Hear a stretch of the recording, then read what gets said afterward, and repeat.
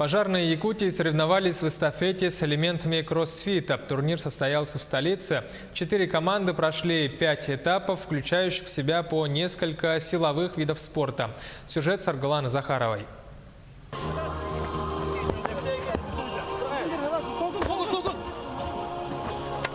13 испытаний на силу и ловкость. Кроме привычных для традиционного кроссфита дисциплин, перетаскивание колеса и жим гири, бойцам МЧС нужно было перенести пострадавшего, собрать и размотать пожарный рукав.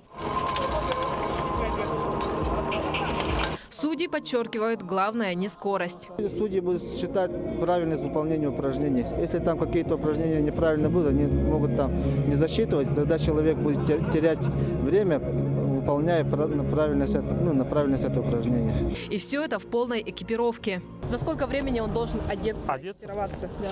Но у нас есть нормативы специальные, то есть в составе звена либо одному 20 секунд где-то так. В комплект входят куртка, штаны, увесистая каска, маска, перчатки, сапоги, баллон с кислородом. Сейчас на мне почти 30 килограмм полного боевого снаряжения пожарного.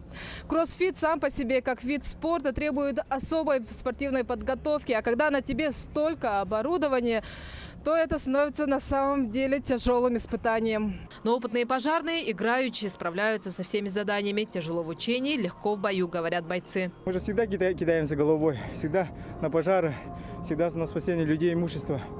И как бы у нас теория всегда зачеты сдавать, все у нас обязанности учитывать, это самое сложное. Самый зрелищный этап силового экстрима – перетягивание машины с помощью каната. За считанные секунды внедорожник пересекает финишную прямую. Уже не в первый раз участвую. В прошлом году в Иркутск ездили на чемпионат России, заняли там 6-е место. Команд было много очень, ездили без подготовки. В этом году поедем уже готовые.